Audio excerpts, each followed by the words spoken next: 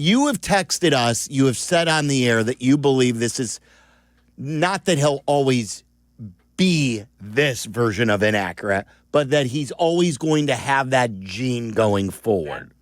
That would be my guess, and I may turn out to be wrong. But I don't know that he's ever going to be a 67%, 70% accurate guy.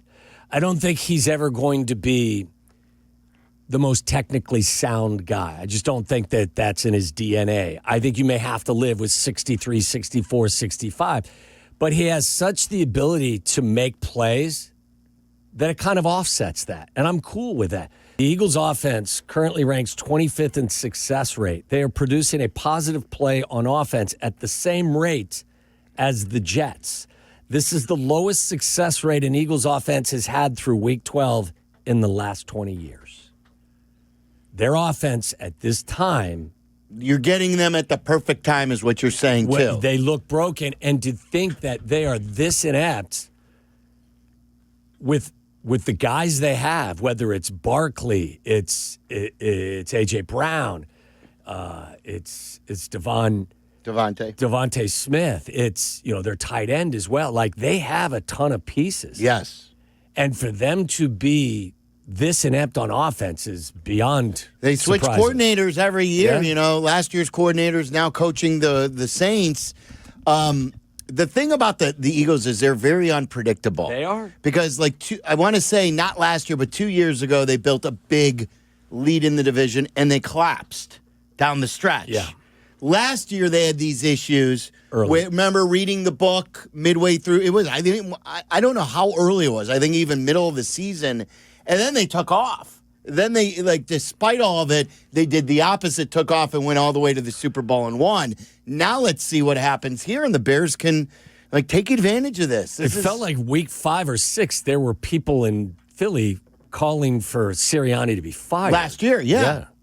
So they definitely found their stride. They're one of the few teams that's beaten the Rams this year. Yeah. Too. Yeah, when they play well, they're as good as anybody. I will say this, and I texted it to you guys earlier today, too. 99% of football teams, at every level of football, I would not want to face the week after blowing a 21-point lead. The Eagles are in that, minuscule 0.1%. Now, some would say, be careful what you ask for, and I get that, but I'm with you. I think that these problems are more noticeable. And it's a short week, too. It's hard to really correct the problems. That's their rival, too. Coming off the rival is never an easy thing on the road against your rival. Short week, not a lot of practice time. With that team, when it rains, it pours in terms of the problems and the snowball effect of what you see happen with that. They become a mess for a little bit, there's prolonged stretches of them not looking right. I mean, this team last year was scoring 41, 33, 27, 24, 37, 26, 30. I mean, they were putting points on the board, and this team is not doing that right now. I don't know if they'll get a bump from being at home. They're a hard team to predict, but yeah, this is not the same squad that we saw, take that sprint to the postseason and win the Super Bowl last year. It doesn't appear to be at this point. By the way, our buddy Mitch says that we may have jinxed the new tight end, Nikola Kalinic. Is that how you said it? They let him go? He was placed on practice squad / injured list. Oh. What is that? Is there a separate injured list for practice squad players? No idea how they do it these days, but Mitch, I hate to tell you, we have no control over that. And then I was asking Waddle about this. They signed 3 players to the practice squad, including a tight end, Kadar Ismail. And I said, hey, is that Kadre Ismail's son? And sure enough, it is. Yurko Good genes. I think Kadre Ismail once hung up on Yurko way back in the day. Did he? I think it was they were interviewing him about Joe Flacco, about the Ravens winning the Super Bowl. And then Yurko said to him, you can't re-sign Joe Flacco. And he took offense to that. And hung up? And then Yurko was explaining why, and then he hung up on him. Yeah, I think I'm remembering the story correctly. Interesting. Now back to the Bears. This was Ben Johnson. If you watched the game, obviously, there were times you were probably frustrated about Caleb sailing throws, especially early. He can make a throw that makes you just gasp and say, wow. And then he can miss wide open guys. And it's goes back to the thing that we've always said. Sometimes he makes the hard look simple and the simple look hard. And sometimes those wide open wide receivers don't get the pass in stride, or he misses them completely.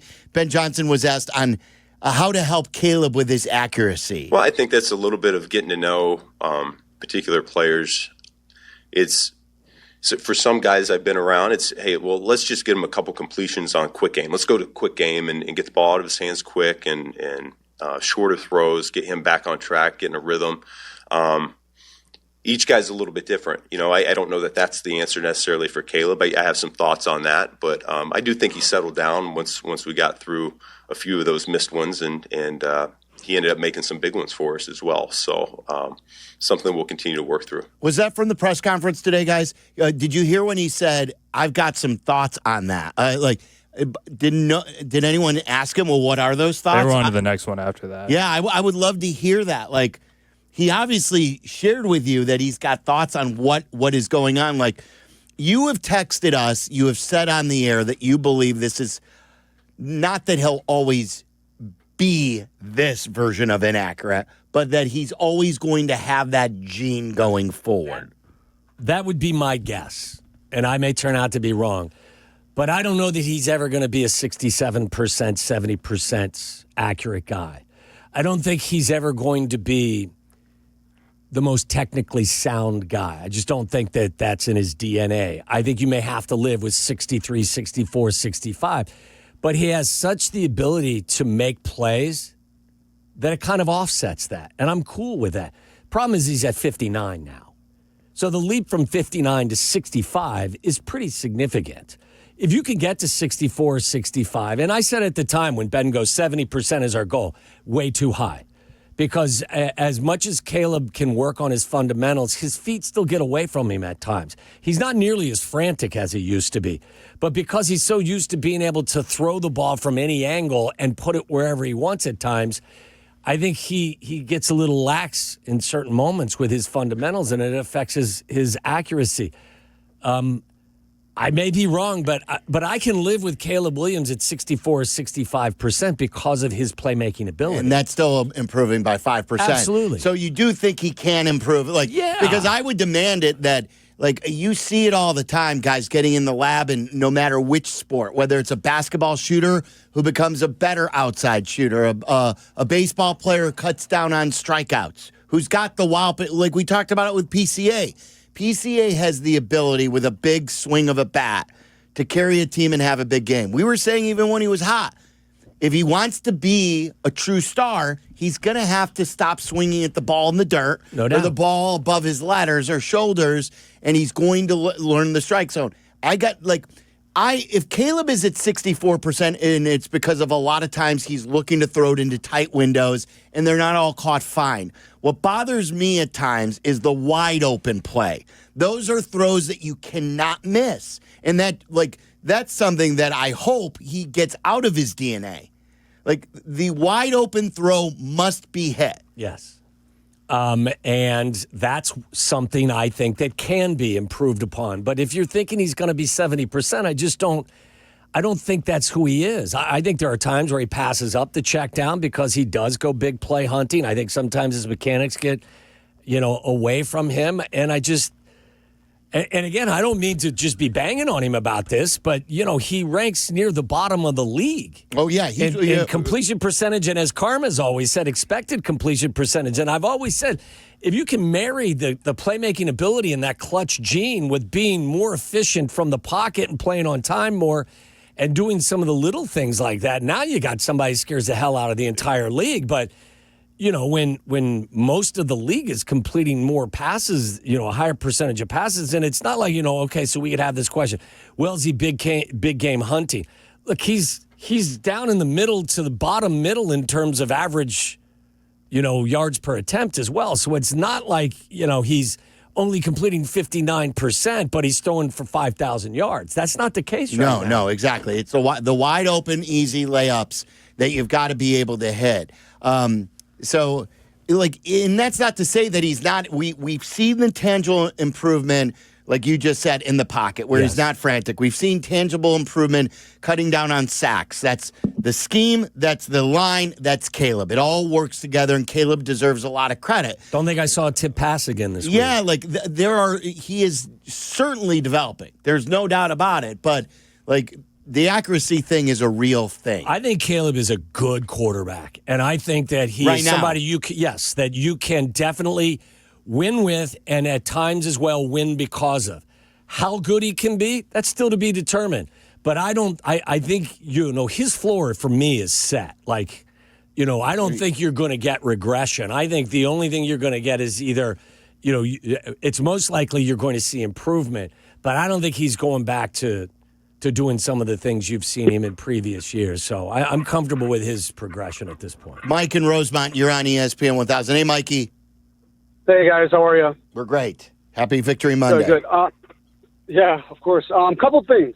So that sideline play where Adunze catches the ball, toe taps, goes out of bounds, and the defensive player knocks it out of his hand. I didn't understand how that wasn't a catch. I feel like if that would have happened in the middle of the field, it would have been ruled a fumble. But because he caught the ball and kind of was going out of bounds, and you can't really make a play if you're going out of bounds, it's called an incompletion. So that was kind of weird to me. I don't know if you guys saw it that way. I'm having a tough time remembering. No, it was on the sideline. It was on the Bears sideline. I thought the defender actually dislodged it before he actually stepped out of bounds. Yeah, he punched it out. Oh, okay. I thought the ball. Okay, maybe. Yeah, Mike. I think the ball was coming out before he actually got out of bounds. Okay. And then my next thing is, and this is such a pet peeve. Like, it grinds my gears. The pass interference spotting the ball is just one of the worst calls to me in the NFL. I feel like we're just assuming that a wide receiver would make the catch, so we give the other team 45 yards, free yards down the field. I don't understand why the NFL just can't change the rule and we just give you a new set of downs or give you the first down. I don't get the spotting of the ball because, again, we're just assuming that a wide receiver is going to catch it when in reality, every week the best wide receivers on the planet are dropping the easiest balls that you know what I mean? It's a good question. Yeah, it's a good, because you could go back and forth on this topic. Do you like spotting the ball at the where the play happened versus 15 yards, which like is in what college? The college game does? Yes, they've tried. I think there have been teams that have tried to get the 15-yard penalty enforced, but I think then it would get defenses playing differently when there are a few seconds left in a game, and you got to go Hail Mary, and instead of it going, just fit, they get the ball then at the 1 or wherever it would be. Like, I think you would take pass interference penalties on deep balls more often because of that, and it would create more chaos rather than make more sense. Think about it. If a guy got behind you and You he's just 40 yards tackle down him. the field, you just knock him down when the ball's coming. Yeah, I'm fine with it where it is at the moment. That's why I think that's where they, like, at first I could understand it. Then when you start drilling down and saying, well, what are the unintended consequences if it's only a 15-yard? Then you just see a whole way of being defended differently in the NFL, and I don't think that opens the game up. I think you just have to ask these officials to officiate it as correctly as possible. So